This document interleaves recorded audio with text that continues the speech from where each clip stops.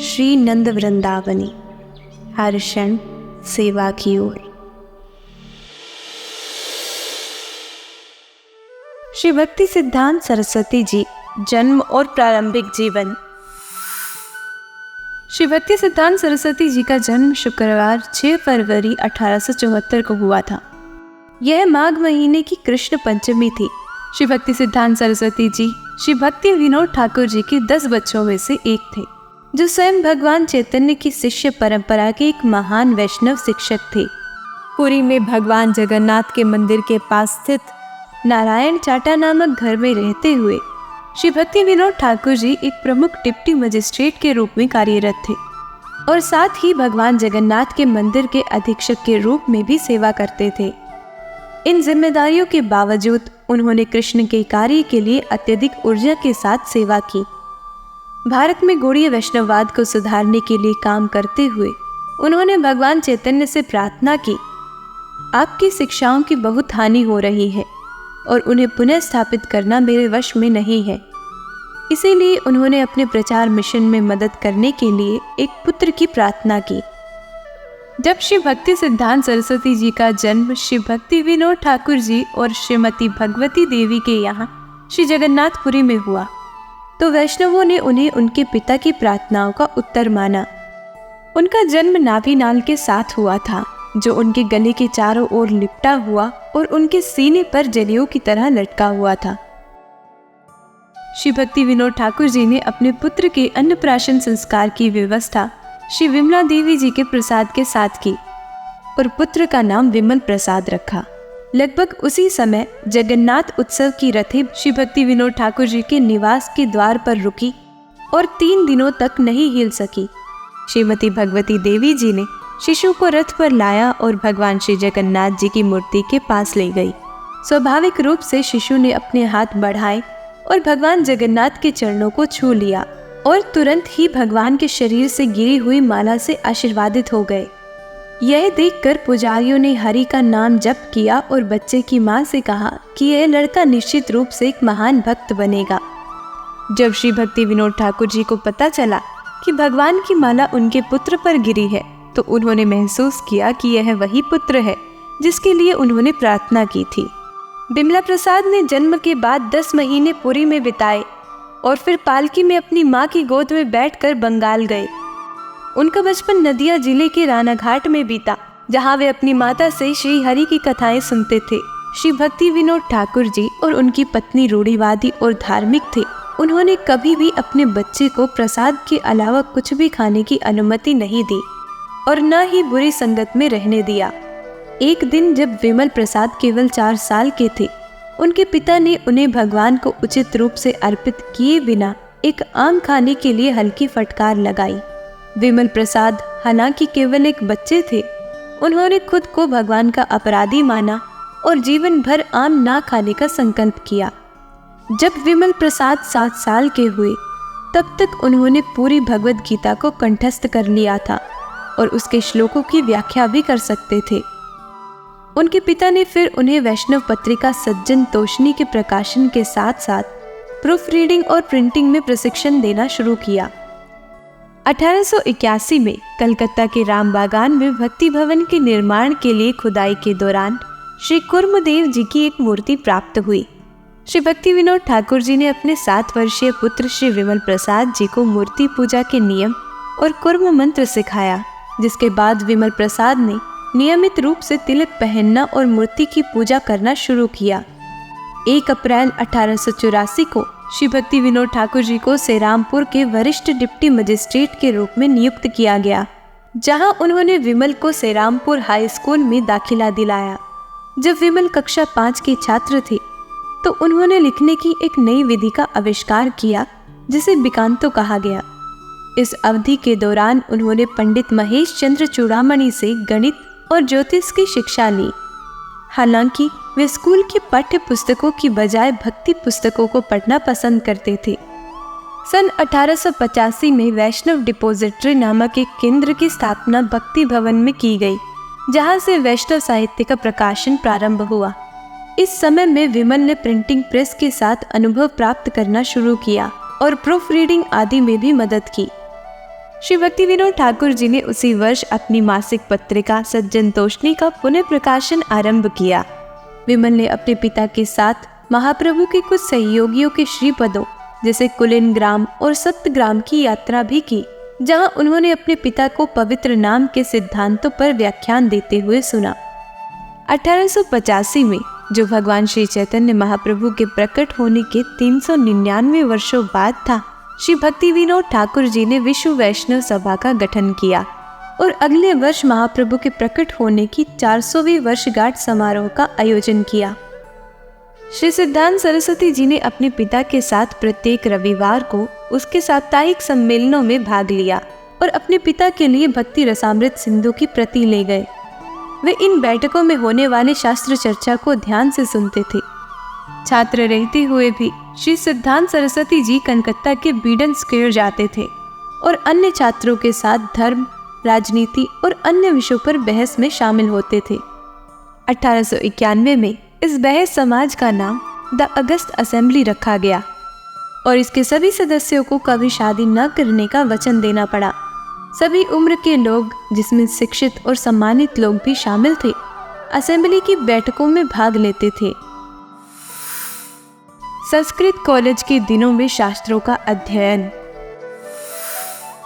1892 में प्रवेश परीक्षा उत्तीर्ण करने के बाद श्री विमल प्रसाद जी को कलकत्ता के संस्कृत कॉलेज में प्रवेश मिला। वहां उन्होंने पुस्तकालय में दर्शन शास्त्र पर विभिन्न पुस्तकों एवं पृथ्वीधर शर्मा के मार्गदर्शन में वेदों का अध्ययन करने में काफी समय बिताया। पृथ्वीधर शर्मा ने उन्हें सिद्धांत कौमुदी और संस्कृत व्याकरण के अध्ययन में अपना जीवन समर्पित करने की सलाह दी।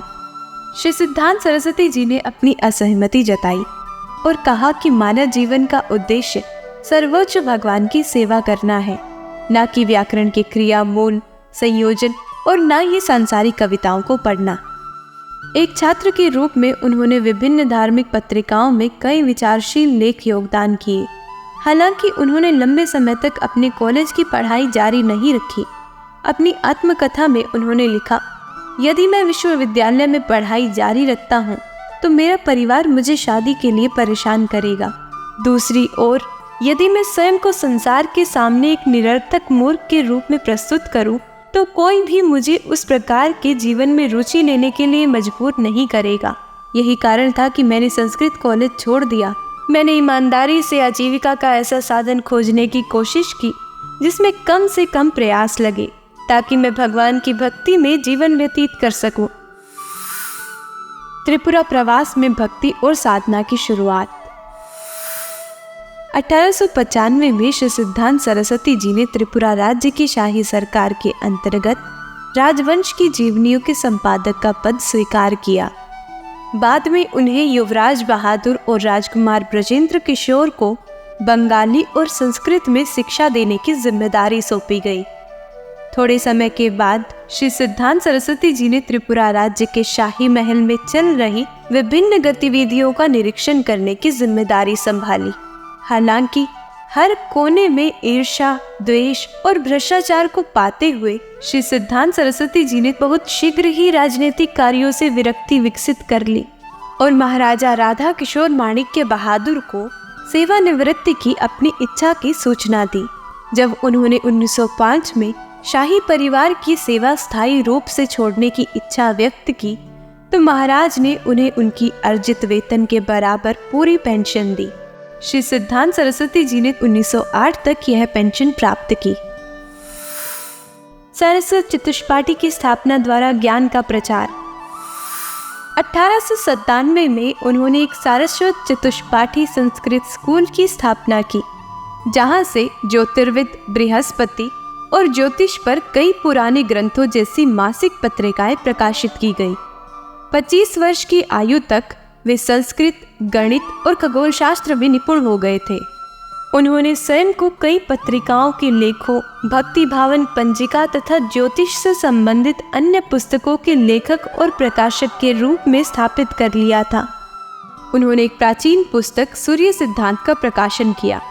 जिसके लिए उन्हें उनकी विद्वता की मान्यता में सिद्धांत सरस्वती की उपाधि मिली। श्री भक्ति विनोद ठाकुर जी के साथ तीर्थ यात्राओं का अनुभव। अक्टूबर 1898 में श्री सिद्धांत सरस्वती जी ने श्री भक्ति विनोद ठाकुर जी के साथ काशी, प्रयाग, गया और अन्य पवित्र स्थानों की तीर्थ यात्रा की। काशी में राम मिश्र शास्त्री के साथ रामानुज संप्रदाय पर चर्चा हुई। इस चर्चा के बाद श्री सिद्धांत सरस्वती जी का जीवन एक मोड़ पर आ गया। उनका वैराग्य की ओर झुकाव बढ़ गया और उन्होंने चुपचाप एक गुरु की खोज जारी रखी। 1897 में उन्होंने वैष्णव शास्त्रों के अनुसार चातुर्मास्य के नियमों का पालन करना शुरू कर दिया। खुद हविष्यान्न पकाते थे, जिसे वे बिना प्लेट के सीधे जमीन पर खाते थे और बिना तकिए के जमीन पर सोते थे। श्री संप्रदाय की गहन जांच और सत्य की खोज। श्री सिद्धांत सरस्वती जी ने सबसे पहले बंगाल में रहते हुए रामानुज संप्रदाय पर अध्ययन शुरू कर दिया और अपने शोध के परिणाम स्वरूप पुस्तकों और लेखों का प्रकाशन किया।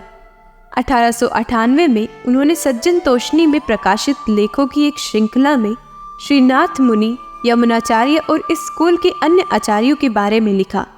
इसके पहले उन्हें सुंदरेश्वर श्रोत्रिय द्वारा प्रदान की गई 4 दक्षिण भारतीय भाषाओं में पुस्तकें मिली थी, जिनसे उन्होंने रामानुज और मध्व संप्रदायों के बारे में जाना। 1899 में उन्होंने साप्ताहिक पत्रिका निवेदना में आध्यात्मिक मामलों पर लेख लिखे और 1900 में उन्होंने बंगाली सामाजिक रीति रिवाजों का अध्ययन करने वाली एक पुस्तक बंगी सामाजिकता प्रकाशित की, जो व्यापक शोध का फल थी। गौर किशोर दास बाबा जी से हुई पहली भेंट। जब श्री सिद्धांत सरस्वती जी 26 वर्ष के थे, तब उनके पिता श्री भक्ति विनोद ठाकुर जी ने उन्हें वैराग्यवान संत श्री गौर किशोर दास बाबा जी से दीक्षा लेने का निर्देश दिया। गौर किशोर दास बाबा जी वैराग्य के प्रतीक थे और दीक्षा देने में बहुत चयनशील थे। वे गंगा के किनारे एक पेड़ के नीचे रहते थे और मृत शरीर के छोड़े हुए कपड़े पहनते थे। आमतौर पर वे गंगा जल में भिगोया हुआ सादा चावल खाते थे, जिसमें मिर्च और नमक मिलाया जाता था। कभी कभी वे त्यागे हुए मिट्टी के बर्तनों का उपयोग करते थे। उन्हें ठीक से धोने के बाद वे उनमें चावल पकाते थे, उसे कृष्ण को अर्पित करते थे और फिर प्रसाद ग्रहण करते थे। अपने पिता की सलाह का पालन करते हुए श्री सिद्धांत सरस्वती जी श्री गौर किशोर दास बाबा जी के पास गए और उनसे अपने शिष्य के रूप में स्वीकार करने की विनती की।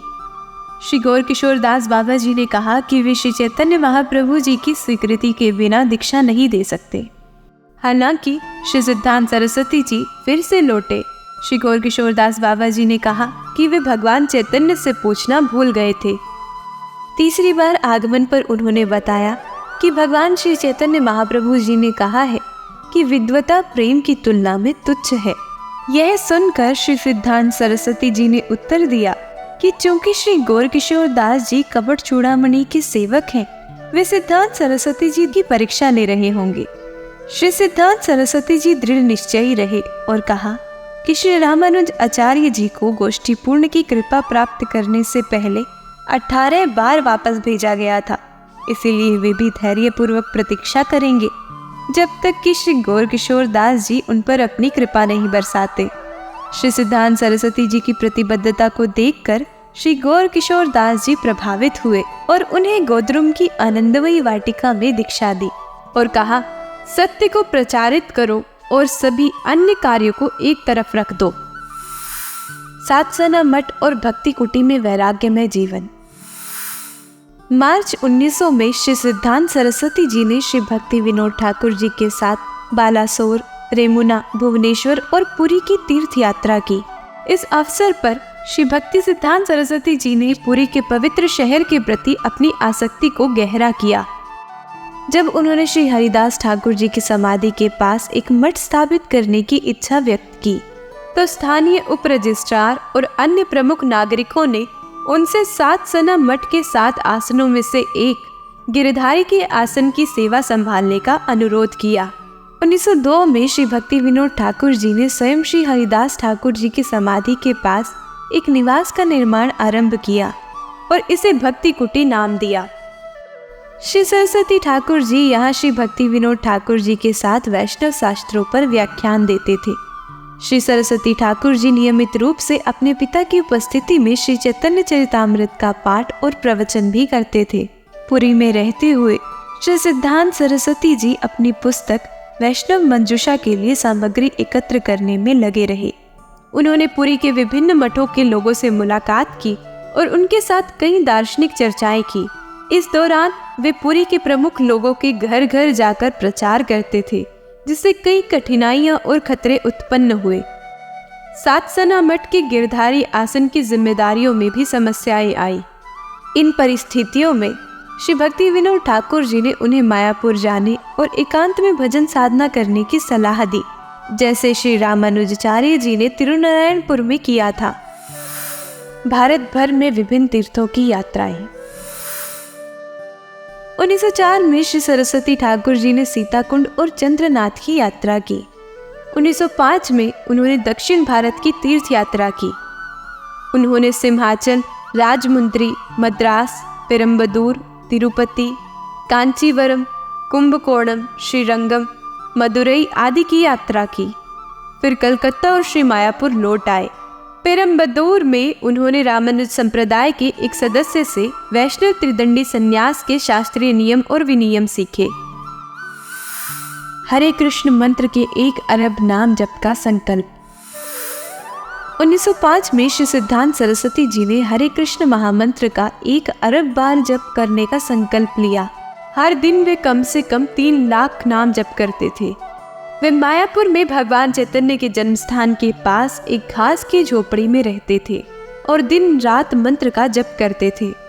वे एक मिट्टी के बर्तन में दिन में 1 बार चावल पकाते और कुछ नहीं खाते थे। वे जमीन पर सोते थे और जब बारिश का पानी घास की छत से रिसता था तो वे छतरी के नीचे बैठकर जप करते थे। श्री भक्ति सिद्धांत सरस्वती द्वारा वाद विवाद में विजय। 1912 में कासिम बाजार के महाराजा मनिंद्र नंदी ने अपने महल में एक बड़ा वैष्णव सम्मेलन आयोजित किया। महाराजा के विशेष अनुरोध पर श्री भक्ति सिद्धांत सरस्वती जी ने उस सम्मेलन में भाग लिया और 4 लगातार दिनों में शुद्ध भक्ति पर 4 बहुत ही संक्षिप्त भाषण दिए। हालांकि उन्होंने सम्मेलन के दौरान कोई भोजन नहीं किया, क्योंकि वहां विभिन्न सहेजिया समूह उपस्थित थे। 4 दिनों के उपवास के उपरांत श्री सिद्धांत सरस्वती जी मायापुर लौटे और भगवान चैतन्य का प्रसाद ग्रहण किया। बाद में जब महाराजा मनिंद्र नंदी को पता चला कि क्या हुआ था, तो वे बहुत दुखी हुए और श्री सिद्धांत सरस्वती जी से माफी मांगने मायापुर आए। उस समय बंगाल सहेजिया संप्रदायों से भरा हुआ था, जो आध्यात्मिकता के नाम पर सांसारिक प्रथाओं का पालन करते थे। श्री सिद्धांत सरस्वती जी ने उन अधार्मिक संप्रदायों के विरुद्ध कठोर प्रहार किया और भगवान चैतन्य की शिक्षाओं से भटकने वाले किसी को भी नहीं छोड़ा। श्री सिद्धांत सरस्वती जी इन प्राकृत सहजियों को देखकर बहुत दुखी हुए, जो परमहंस गोस्वामी गुरुओं के वेश में लोगों को गुमराह कर रहे थे। इसलिए उन्होंने पूरी तरह से खुद को अलग कर लिया और एकांत में भजन करने लगे। इस एकांत काल के दौरान एक दिन भगवान श्री चैतन्य महाप्रभु जी श्री 6 गोस्वामियों के साथ श्री सिद्धांत सरस्वती जी के समक्ष प्रकट हुए और कहा, निराश मत हो, नए उत्साह के साथ वर्णाश्रम की पुनः स्थापना का कार्य संभालो और श्री कृष्ण के प्रेम का संदेश हर जगह प्रचार करो। यह संदेश प्राप्त करने के बाद श्री सिद्धांत सरस्वती जी भगवान चैतन्य की महिमा को उत्साहपूर्वक प्रचार करने के लिए प्रेरित हुए। 1911 में जब उनके वृद्ध पिता बीमार थे, श्री भक्ति सिद्धांत सरस्वती जी ने उन झूठे वैष्णवों के खिलाफ एक चुनौती स्वीकार की, जिन्होंने दावा किया कि उनकी जाति में जन्म लेना कृष्ण चेतना का प्रचार करने के लिए आवश्यक है। जातिचेत ब्राह्मण समुदाय श्री भक्ति विनोद ठाकुर जी की इस प्रस्तुति से क्रोधित हो गया था कि कोई भी जन्म की परवाह किए बिना ब्राह्मण वैष्णव बन सकता है। इन स्मार्ता ब्राह्मणों ने वैष्णवों की हीनता को साबित करने के लिए एक चर्चा का आयोजन किया। अपने अस्वस्थ पिता की ओर से युवा श्री सिद्धांत सरस्वती जी ने एक निबंध लिखा, ब्राह्मण और वैष्णव के बीच निर्णायक अंतर, और इसे अपने पिता के सामने प्रस्तुत किया। अपनी खराब सेहत के बावजूद श्री भक्ति विनोद ठाकुर जी ने उन तर्कों को सुनकर प्रसन्नता व्यक्त की, जो स्मार्ताओं की चुनौती को पूरी तरह से हरा देगा। वृंदावन के श्री मधुसूदन दास गोस्वामी जी तथा गोपी वल्लभपुर के श्री विश्वम्भर आनंद देव गोस्वामी जी के अनुरोध पर श्री सिद्धांत सरस्वती जी मिदनापुर गए, जहां पूरे भारत के पंडित 3 दिवसीय चर्चा के लिए एकत्र हुए थे। कुछ स्मार्ता पंडितों ने पहले बोलते हुए दावा किया कि जो कोई भी शूद्र परिवार में जन्म लेता है वह भले ही एक आध्यात्मिक गुरु द्वारा दीक्षित हो, कभी भी शुद्ध नहीं हो सकता और देवता की पूजा या शिष्यों को दीक्षित करने के लिए ब्राह्मणीय कर्तव्यों का पालन नहीं कर सकता। अंततः श्री सिद्धांत सरस्वती जी ने अपना भाषण प्रस्तुत किया। उन्होंने ब्राह्मणों की महिमा करते हुए वैदिक संदर्भों का उद्धरण देना शुरू किया और इससे स्मार्ता विद्वान बहुत प्रसन्न हुए। लेकिन जब उन्होंने ब्राह्मण बनने के वास्तविक गुणों, वैष्णवों के गुणों, दोनों के बीच संबंध और वैदिक साहित्य के अनुसार कौन आध्यात्मिक गुरु बनने और शिष्यों को दीक्षित करने के योग्य है, इस पर चर्चा शुरू की तो वैष्णव विरोधियों की खुशी गायब हो गई। श्री सिद्धांत सरस्वती जी ने शास्त्रों से यह सिद्ध कर दिया कि यदि कोई शूद्र के रूप में जन्म लेता है लेकिन ब्राह्मण के गुणों को प्रदर्शित करता है तो उसे जन्म की परवाह किए बिना ब्राह्मण के रूप में सम्मानित किया जाना चाहिए, और यदि कोई ब्राह्मण परिवार में जन्म लेकर शूद्र की तरह कार्य करता है तो वह ब्राह्मण नहीं है। उनके भाषण के बाद सम्मेलन के अध्यक्ष ने श्री सिद्धांत सरस्वती जी को सम्मान पूर्वक बधाई दी और हजारों लोग उनके चारों ओर इकट्ठा हो गए। यह वैष्णववाद की जीत थी। त्रिदंडी संन्यास ग्रहण करके वैराग्य को अपनाना। श्री भक्ति विनोद ठाकुर जी का देहांत जून 1914 में हुआ और श्री गौर किशोर दास बाबा जी महाराज ने नवंबर 1915 में अपनी नित्य लीला में प्रवेश किया। अपने प्रस्थान की पूर्व संध्या पर श्री भक्ति विनोद ठाकुर जी ने अपने पुत्र श्री सिद्धांत सरस्वती जी को श्री सठ गोस्वामियों एवं भगवान श्री चैतन्य महाप्रभु की शिक्षाओं का व्यापक प्रचार करने का निर्देश दिया। उन्होंने यह भी अनुरोध किया कि श्री सिद्धांत सरस्वती जी भगवान श्री गौरांग महाप्रभु जी के जन्म स्थल का विकास करें। अपने पिता के निर्देशों को अपना सर्वोपरि कर्तव्य मानते हुए श्री सरस्वती ठाकुर जी ने इस प्रचार कार्य को अधिक उत्साह और जोश के साथ उठाया। 1918 में श्री धाम मायापुर में श्री गौर किशोर दास बाबा जी की तस्वीर के सामने बैठकर श्री सिद्धांत सरस्वती जी ने स्वयं को संन्यास में दीक्षित किया। इस समय उन्होंने संन्यास का नाम श्री भक्ति सिद्धांत सरस्वती गोस्वामी धारण किया। उसी दिन उन्होंने चंद्रशेखर आचार्य के घर पर गुरु गौरांग और राधा गोविंद की मूर्तियों की स्थापना करके श्री चैतन्य मठ की स्थापना की। श्री चैतन्य मठ दुनिया भर में शाखा गौड़ीय मठों का मुख्यालय बन गया। हरिनाम संकीर्तन का व्यापक और शक्तिशाली प्रचार। भक्ति सिद्धांत सरस्वती गोस्वामी ने प्रचार के तरीके में क्रांति ला दी। उन्होंने प्रचार का विस्तार करने के लिए कई नवाचारों की शुरुआत की। पूरे भारत में उन्होंने श्री कृष्ण और श्री चैतन्य महाप्रभु की लीलाओं को दर्शाने वाले मुफ्त धार्मिक प्रदर्शनों और डायरा माओं का मंचन किया। भगवान चैतन्य द्वारा दिखे गए कई पवित्र स्थानों की स्मृति में उन्होंने भगवान के चरणों के संगमरमर के छापों की स्थापना की। परंपरा को तोड़ते हुए उन्होंने अपने सन्यासियों को सिलवाए हुए कुर्ते और ओवरकोट पहनने, कारों और मोटर बोटों की सवारी करने और महाप्रभु का संदेश समुद्र पार यूरोप तक ले जाने की अनुमति दी।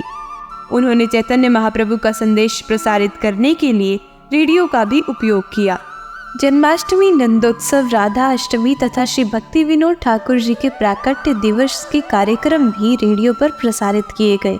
भक्ति सिद्धांत सरस्वती गोस्वामी ने रेडियो पर लगातार 16 दिनों तक भागवत पर प्रवचन दिया। उन्होंने जातिवाद और गौड़ीय वैष्णववाद से दार्शनिक विचलनों के खिलाफ प्रभावी ढंग से प्रचार किया। उन्होंने 4 वैष्णव संप्रदायों को उनके शिक्षाओं को प्रकाशित करके एकजुट करने का प्रयास किया। वैष्णव सिद्धांत की निडर और शक्तिशाली प्रस्तुति के कारण उन्हें नरसिंह गुरु की उपाधि प्राप्त हुई।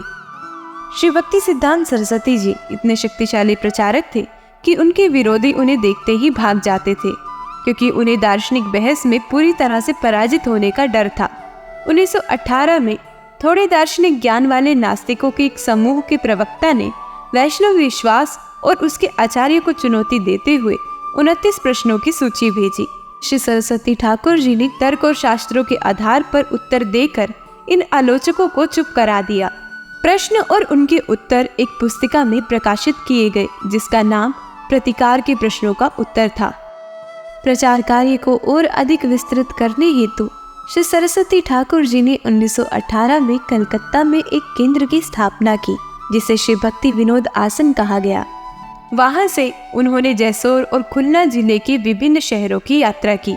1919 में उन्होंने भक्ति विनोद आसन में विश्व वैष्णव संघ का पुनर्गठन किया और इसका नाम विश्व वैष्णव राजसभा रखा। वहां उन्होंने श्री भक्ति विनोद ठाकुर जी की एक प्रतिमा की भी स्थापना की। उन्होंने कई संकीर्तन उत्सव आयोजित किए। पहला महीने भर चलने वाला कीर्तन उत्सव 1919 में भक्ति विनोद आसन में आयोजित किया गया था। उन्होंने 1936 में उड़ीसा में 100 दिन का संकीर्तन उत्सव शुरू किया। उन्होंने ब्रजमंडल परिक्रमा और नवद्वीप मंडल परिक्रमा जैसी कई महत्वपूर्ण परिक्रमा स्थापित की। 1925 में उन्होंने महाप्रभु और उनके सहयोगियों द्वारा पवित्र किए गए विभिन्न स्थलों की यात्रा के लिए गौड़ मंडल का दौरा किया। उसी वर्ष नवद्वीप मंडल परिक्रमा के दौरान राधा गोविंदा की मूर्तियों को कोलद्वीप की सड़कों पर हाथी की पीठ पर ले जाया गया। गुरु व्यवसाय में लगे ईर्ष्यालु नेताओं ने मूर्तियों और श्री सरस्वती ठाकुर सहित उनके साथ चल रहे भक्तों पर ईंटें फेंकने के लिए कई गुंडों को उकसाया। श्री सरस्वती ठाकुर जी ने नवद्वीप के धन लोलुप जाति गोस्वामियों के भारी विरोध के बावजूद श्रीधाम मायापुर में योगपीठ पर भगवान श्री चैतन्य महाप्रभु जी के प्राकट्य स्थल की खुदाई करवाई। वहां उन्होंने एक भव्य और सुंदर गौड़ीय मठ मंदिर का निर्माण करवाया। उन्होंने भगवान चैतन्य द्वारा 12 पवित्र वनों के चारों ओर ली गई मार्ग का अनुसरण करते हुए एक ऐतिहासिक ब्रजमंडल परिक्रमा पर 1000 से अधिक गौड़ीय वैष्णवों के एक बड़े समूह का नेतृत्व किया। यह आधुनिक युग में दर्ज ब्रजमंडल परिक्रमा का पहला प्रमुख आयोजन था और इसने वृंदावन और ब्रज के आसपास स्थित पवित्र स्थानों में रुचि का पुनरुत्थान किया। उस समय से श्री सरस्वती ठाकुर जी के आध्यात्मिक वंशज गौड़ीय मठ के अनुयायी वार्षिक ब्रजमंडल परिक्रमा का प्रदर्शन करते आ रहे हैं। जब श्री सरस्वती ठाकुर जी ने वृंदावन में कार्तिक मास के दौरान राधा कुंड में नियम सेवा की, तो उन्होंने प्रतिदिन उपनिषद, चैतन्य चरितामृत और भागवतम पर प्रवचन दिया। साथ ही कुंड के चारों ओर घूमते हुए और कृष्ण की अष्टकालीन लीलाओं के बारे में सुनते और गाते रहे। ब्रजधाम की सेवा के अवसरों में सुधार के लिए एक समिति का संगठन किया गया, जिसका नाम ब्रजधाम प्रचारिणी सभा रखा गया। 1918 और 1937 के बीच श्री सरस्वती ठाकुर जी ने भारत के कई प्रमुख शहरों में राधा कृष्ण के 64 मंदिर स्थापित किए और बर्मा और बांग्लादेश जैसे देशों में कई शाखाएं भी खोली। श्री सरस्वती ठाकुर जी की इच्छा थी कि महाप्रभु द्वारा अपने चरणों के स्पर्श से पवित्र किए गए स्थानों की स्मृति में पूरे भारत में 108 मंदिर स्थापित किए जाएं। इन मंदिरों या पाद पीठों में संगमरमर में मुद्रित गौर सुंदर के चरणों के निशान होंगे। सरस्वती गोस्वामी ने मंडरा पहाड़ी के शीर्ष पर नरसिंहाचल में और दक्षिण भारत में कुरुक्षेत्रम, सिंहाचलम, मंगलागिरी, कोवूर आदि कई स्थानों पर गौरपाद पीठ की स्थापना की। श्री सरस्वती ठाकुर जी ने शुद्ध भक्ति का संदेश फैलाने के लिए पूरे भारत में प्रचारकों को भेजा। उन्होंने त्रिदंडी सन्यासियों को अच्छी तरह से अनुशासित किया और उन्हें भगवान गौरांग के संदेश पूरे विश्व में फैलाने के लिए नियुक्त किया। 12 फरवरी 1936 को अपने 62वें जन्मदिन के उपलक्ष्य में उन्होंने भक्ति विनोद ठाकुर अनुसंधान संस्थान या कृष्णानुशील नगर, जो कृष्ण संस्कृति के लिए एक पुस्तकालय है, और देव वर्णाश्रम संघ की स्थापना की। भक्ति सिद्धांत सरस्वती गोस्वामी के प्रमुख शिष्य। प्रथम दीक्षित शिष्य के रूप में रोहिणी कुमार घोष। 1906 में रोहिणी कुमार घोष, जो कलकत्ता उच्च न्यायालय के न्यायमूर्ति चंद्र माधव घोष के भतीजे थे और मूल रूप से बांग्लादेश के बरिसाल भोला के निवासी थे, उन्होंने संसार त्याग कर हरि भजन में संलग्न होने का निर्णय लिया। इस उद्देश्य से वे नवद्वीप के कुलिया आए, जहां उन्होंने एक बाउल के रूप में जीवन व्यतीत किया। हालांकि वे बाउल संप्रदाय में प्रचलित सेवादासियों की प्रथाओं से घृणा करते थे। एक दिन रोहिणी घोष योगपीठ आए, जब सरस्वती गोस्वामी वहां प्रवचन दे रहे थे। सरस्वती गोस्वामी की दीप्तिमान उपस्थिति को देखकर रोहिणी प्रसन्न और उनके शब्दों से मोहित हो गए। उस रात पूरे दिन सरस्वती गोस्वामी के उपदेश सुनने के बाद रोहिणी अपने बाउल गुरु के आश्रम कुलिया लौट आए। बिना कोई प्रसाद ग्रहण किए रोहिणी ने उस दिन सुनी हुई शुद्ध भक्ति की शिक्षाओं पर विचार करते हुए विश्राम किया। अपने सपने में रोहिणी ने देखा कि एक बाउल और उनकी संगिनी बाघ और बाघिन के रूप में उनके सामने प्रकट हुए और उन्हें खाने वाले थे। डर से कांपते हुए रोहिणी ने हताशा में भगवान चैतन्य को पुकारा। अचानक श्री रोहिणी कुमार जी ने स्वयं को बाघों के चंगुल से श्री भक्ति सिद्धांत सरस्वती गोस्वामी जी द्वारा बचाया हुआ पाया। उस दिन से रोहिणी ने बाउल गुरु को हमेशा के लिए छोड़ दिया और सरस्वती गोस्वामी के चरणों में शरण ली। प्रथम संन्यास शिष्य श्री जगदीश भक्ति प्रदीप तीर्थ गोस्वामी का त्यागमय जीवन। 1 नवंबर 1920 को श्री सरस्वती ठाकुर जी ने श्री जगदीश भक्ति प्रदीप वैष्णव सिद्धांत भूषण संप्रदाय वैभवाचार्य BA को त्रिदंडी संन्यास के रूप में दीक्षित किया। इस प्रकार वे विश्व वैष्णव राज्यसभा में इस आदेश के पहले सदस्य बने और तब से त्रिदंडी स्वामी भक्ति प्रदीप तीर्थ महाराज के नाम से जाने गए। इसके बाद श्री सरस्वती ठाकुर जी ने कई शिष्यों को संन्यास दिया। उन्होंने 25 उच्च शिक्षित व्यक्तियों को भागवत त्रिदंडी संन्यास में दीक्षित किया। प्रमुख शिष्य श्रील AC भक्ति वेदांत स्वामी प्रभुपाद द्वारा मिशन का विस्तार। श्रील AC भक्ति वेदांत स्वामी प्रभुपाद महाराज जी, जो आगे चलकर इस्कॉन के संस्थापक आचार्य बने, श्री भक्ति सिद्धांत सरस्वती गोस्वामी जी के प्रमुख शिष्य थे, जिन्हें उन्होंने दीक्षित किया और कृष्ण चेतना को पूरे विश्व में वितरित करने के लिए प्रेरित किया। प्रभुपाद के नेतृत्व में विश्वव्यापी कृष्ण चेतना आंदोलन की महान सफलता श्री भक्ति सिद्धांत सरस्वती गोस्वामी जी द्वारा रखी गई ठोस नींव के कारण थी। धार्मिक और वैदिक पुस्तकों का लेखन और प्रकाशन। श्री भक्ति सिद्धांत सरस्वती जी बड़े पैमाने पर कृष्ण चेतना के वितरण के लिए मुद्रण प्रेस का उपयोग करने के लिए समर्पित थे। उन्होंने मुद्रण प्रेस को बृहद मृदंग के रूप में सोचा। कीर्तन के दौरान बजाई जाने वाली मृदंग की आवाज 1 या 2 ब्लॉक तक सुनी जा सकती थी, जबकि बृहद मृदंग मुद्रण प्रेस के साथ भगवान चैतन्य का संदेश पूरे विश्व तक फैलाया जा सकता था। 1913 में श्री सरस्वती ठाकुर जी ने कलकत्ता के कालीघाट क्षेत्र में भगवता यंत्रालय नामक एक प्रकाशन गृह की स्थापना की। 1914 में श्री भक्ति विनोद ठाकुर जी के प्रस्थान के बाद श्री सरस्वती ठाकुर जी ने सज्जन तोषणी पत्रिका के संपादन का भार संभाला। जनवरी 1915 में यह प्रेस मायापुर के ब्रजपट्टन में स्थानांतरित कर दिया गया और अधिक पुस्तकें छपती रही। 1915 में मुद्रण प्रेस को पुणे कृष्णनगर स्थानांतरित कर दिया गया और सज्जन तोषणी और भक्ति विनोद ठाकुर जी द्वारा लिखित विभिन्न पुस्तकों का वहां से प्रकाशन किया गया। अपने पिता की रचनाओं के अलावा उन्होंने अपनी टिप्पणी के साथ कई अन्य पुस्तकें प्रकाशित की। भगवद गीता, श्रीमद् भागवतम, चैतन्य भागवत, चैतन्य मंगल, प्रेम भक्ति चंद्रिका, उनकी पसंदीदा पुस्तक श्री चैतन्य चरितामृत और ब्रह्म संहिता का अंग्रेजी अनुवाद आदि ग्रंथों का प्रकाशन श्री सरस्वती ठाकुर जी द्वारा कराया गया। उन्होंने विभिन्न भाषाओं में शुद्ध भक्ति पर कई पत्रिकाओं का प्रकाशन किया। सज्जन तोषणी एक पाक्षिक बंगाली, द हार्मोनिस्ट एक अंग्रेजी पाक्षिक, गौड़िये एक बंगाली साप्ताहिक, भागवता एक हिंदी पाक्षिक, नदिया प्रकाश एक बंगाली दैनिक, कीर्तन एक असमिया मासिक, परमार्थी ओडिया में।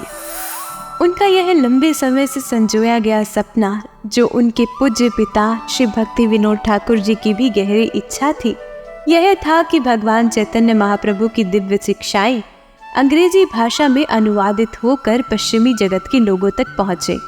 यह प्रबल आकांक्षा अंततः उनके सबसे प्रतिभाशाली शिष्य AC भक्ति वेदांत स्वामी प्रभुपाद द्वारा पूर्ण हुई, जिन्होंने एक अकेले ही समस्त महत्वपूर्ण वैदिक ग्रंथों का अंग्रेजी में अनुवाद किया तथा भगवान चैतन्य का संदेश और श्री कृष्ण के पवित्र नामों का जप विश्व के प्रत्येक नगर और गांव तक पहुंचाया। श्रील भक्ति सिद्धांत सरस्वती ठाकुर ने समस्त वैष्णवों को निम्नलिखित ग्रंथों का अध्ययन करने की इच्छा जाहिर की थी। श्री चैतन्य भागवत वृंदावन दास ठाकुर द्वारा, दशमूल शिक्षा श्रील भक्ति विनोद ठाकुर द्वारा, श्री कृष्ण भजनामृत नर हरि सरकार द्वारा, प्रेम भक्ति चंद्रिका नरोत्तम दास ठाकुर द्वारा तथा उपदेशामृत श्रील रूप गोस्वामी द्वारा। इन ग्रंथों का अध्ययन हर एक साधक के लिए आत्मिक उन्नति का मार्ग प्रशस्त करता है। श्री भक्ति सिद्धांत सरस्वती जी की 2 प्रेरणादायक घटनाएं। श्री अन्नदा प्रसाद दत्ता जी के प्रस्थान की अद्भुत कथा। श्री अन्नदा प्रसाद दत्ता जी, जो श्री सरस्वती गोस्वामी जी के बड़े भाई थे, अपने प्रस्थान से कुछ समय पूर्व गंभीर सिरदर्द से पीड़ित थे। अन्नदा के देहावसान के दिन श्री सरस्वती गोस्वामी जी पूरी रात उनके पास ही रहे और हरि नाम का जाप करते रहे। मृत्यु से पहले थोड़ी देर के लिए होश में आकर श्री अन्नदा प्रसाद दत्ता जी ने श्री सरस्वती गोस्वामी जी से क्षमा मांगी और श्री सरस्वती महाराज जी ने उन्हें केवल भगवान के पवित्र नाम का स्मरण करने के लिए प्रेरित किया। अचानक अन्नदा के माथे पर रामानुज संप्रदाय का तिलक स्पष्ट रूप से दिखाई देने लगा। उन्होंने बताया कि अपने पूर्व जन्म में वे रामानुज संप्रदाय के एक वैष्णव थे, किंतु श्री सरस्वती ठाकुर जी के चरणों में अपराध के कारण उन्हें पुनः जन्म लेना पड़ा। फिर भी पूर्व पुण्य के कारण उन्हें श्री भक्ति विनोद ठाकुर जी के परिवार में जन्म मिला। यह सब कहने के बाद अन्नदा ने अपने प्राण त्याग दिए। जन्माष्टमी प्रसाद से जुड़ी भक्ति की झलक।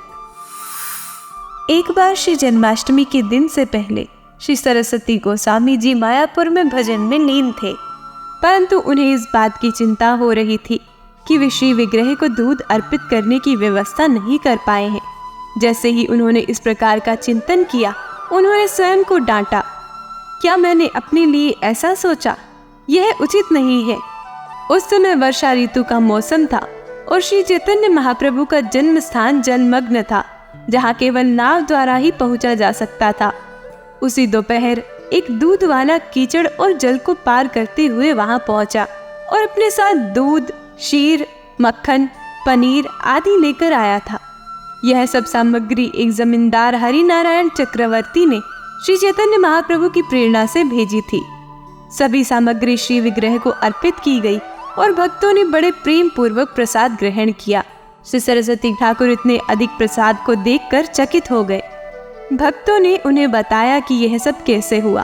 प्रसाद ग्रहण करने के बाद श्री सरस्वती गोस्वामी महाराज जी ने भगवान से विनम्र प्रार्थना की, मैंने आपको इतना कष्ट दिया, इसके लिए मुझे बहुत खेद है। मैंने यह अनावश्यक विचार क्यों किया? मेरी इच्छा पूर्ण करने के लिए आपने किसी अन्य व्यक्ति को प्रेरित कर यह सब भिजवाया। श्री भक्ति सिद्धांत सरस्वती गोस्वामी जी द्वारा दिए गए अंतिम निर्देश। अपने देहावसान से कुछ दिन पहले भक्ति सिद्धांत सरस्वती ठाकुर ने अपने प्रमुख शिष्यों को बुलाया और सभी भक्तों को आशीर्वाद देते हुए निम्नलिखित शिक्षाएं दी। श्री रूप गोस्वामी जी और श्री रघुनाथ दास गोस्वामी जी के संदेश का अत्यधिक उत्साह के साथ प्रचार करो। हमारा अंतिम लक्ष्य रूप गोस्वामी के अनुयायियों के चरणों की धूल का एक कण बनना है। आप सब अपने गुरु के प्रति पूर्ण निष्ठा रखते हुए एकजुट रहो, जिससे अद्वैत ज्ञान स्वरूप भगवान की इंद्रियों की तुष्टि हो सके। सैकड़ों संकट, अपमान और प्रताड़नाओं के बीच भी श्री हरि की आराधना को मत छोड़ो। यह देखकर हतोत्साहित मत हो कि संसार के अधिकांश लोग कृष्ण की निष्कपट भक्ति को स्वीकार नहीं कर रहे। कृष्ण कथा का महिमा गायन कभी मत छोड़ो, यही तुम्हारा निजी भजन है और तुम्हारा सब कुछ भी। घास से भी अधिक विनम्र बनो, वृक्ष से भी अधिक सहनशील बनो और निरंतर हरिनाम का गुणगान करते रहो। शाश्वत धाम में प्रवेश कर लीला का समापन। गुरुवार 1 जनवरी 1937 को प्रातः लगभग 5:30 बजे कृष्ण चतुर्थी के पावन दिन श्री भक्ति सिद्धांत सरस्वती जी इस भौतिक जगत को त्याग कर शाश्वत धाम में प्रवेश कर गए। वे राधा और कृष्ण की निशांत लीला प्रातःकाल की लीला में सम्मिलित हुए, जो वृंदावन की 24 घंटे की शाश्वत लीलाओं का एक भाग है। प्रत्येक रात्रि के अंत में श्री राधा कृष्ण जी एक दूसरे को आलिंगन में समाहित करते हैं और इसी क्षण उनका संयुक्त रूप श्री गौर सुंदर महाप्रभु जी के रूप में प्रकट होता है। उसी दिव्य क्षण में उनके शुद्ध सेवक शील भक्ति सिद्धांत सरस्वती ठाकुर जी उनसे पुनः एकात्म हो जाते हैं।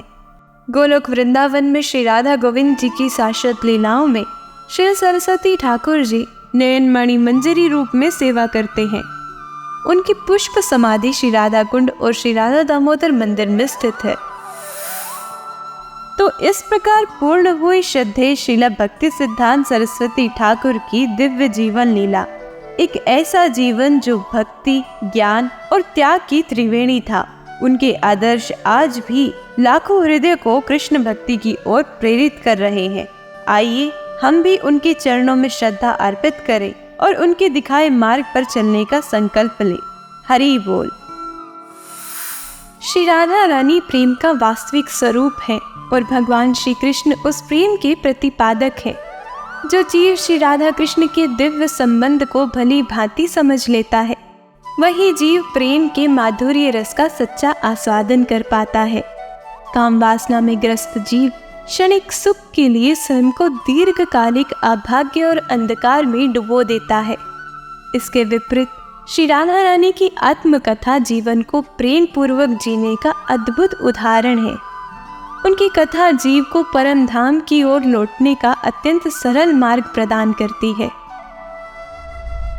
पूज्य गौ माता जीवात्मा की 7 माताओं में से एक है, अतः उनकी सेवा के लिए हमें किसी आमंत्रण की आवश्यकता नहीं है। वे जीव वास्तव में निकृष्ट हैं और उनकी आत्माएं पतित हैं, जो गौ माता को अनाथ छोड़कर, उन्हें अनैतिक रूप से दुहकर, बछड़ों से अलग करके, उनसे दुर्व्यवहार करके और उनका भक्षण करके प्रत्यक्ष या अप्रत्यक्ष रूप से उन्हें कष्ट पहुंचाते हैं। सौभाग्यशाली वे लोग हैं जो निस्वार्थ भाव से गौ माता को अपनाते हैं, उनकी सेवा करते हैं और अध्यात्म उन्मुख गौशालाओं को दान देकर पुण्य अर्जित करते हैं। राधे राधे।